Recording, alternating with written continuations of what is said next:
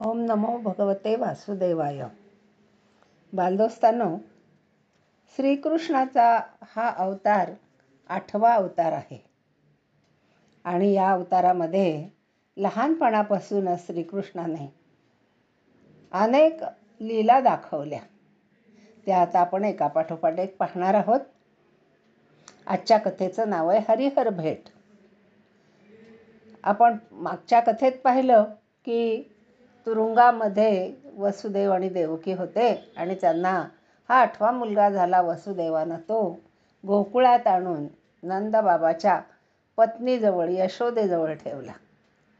यशोदेचं बाळ सगळ्यांना खूप आवडत होतं आणि त्यामुळं सर्व गोप गोपी त्याला पाहायला, त्याला खेळवायला सारखे यायचे.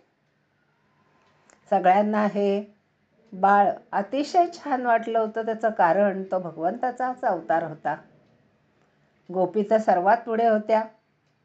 त्यांना यशोदेचा कान्हा आपल्या मांडीवर घ्यायला आवडायचा, त्याला खेळवायला आवडायचं. यशोदालाही धन्य धन्य वाटत होतं.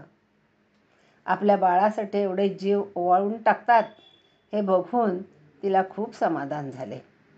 2 दिवसानंतर पहाटे आंघोळ करून बाळ झोपले. एवढ्यात एक साधू महाराज दारात उभे असलेले दासीने पाहिले. साधू म्हणत होता, आई मला दान द्या. दासीने सुपातून धान्य घेऊन त्याला ते दान द्यायला ती आली. तर साधू कसा म्हणतो, मला हे दान नको, मला बाळ बघायचे, मी तर खूप लांबून आलोय. यशोदा बाहेर आली. तिनं पाहिलं तर दंडात रुद्राक्षाच्या माळा, जटा बांधून त्याला रुद्राक्ष बांधलेले दिसले. ती म्हणाली, साधू बुवा, आत्ताच बाळ आंघोळ करून झोपले.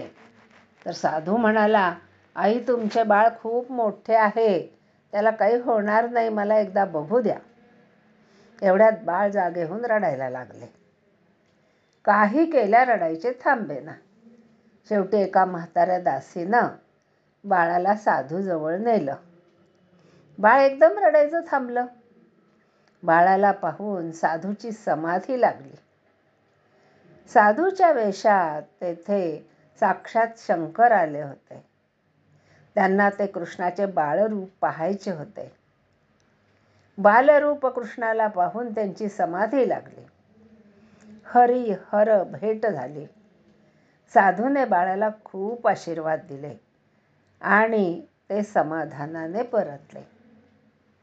अशा रीतीनं या छोट्या बाळाला पाहायला साक्षात स्वर्गामधून देवही येत होते.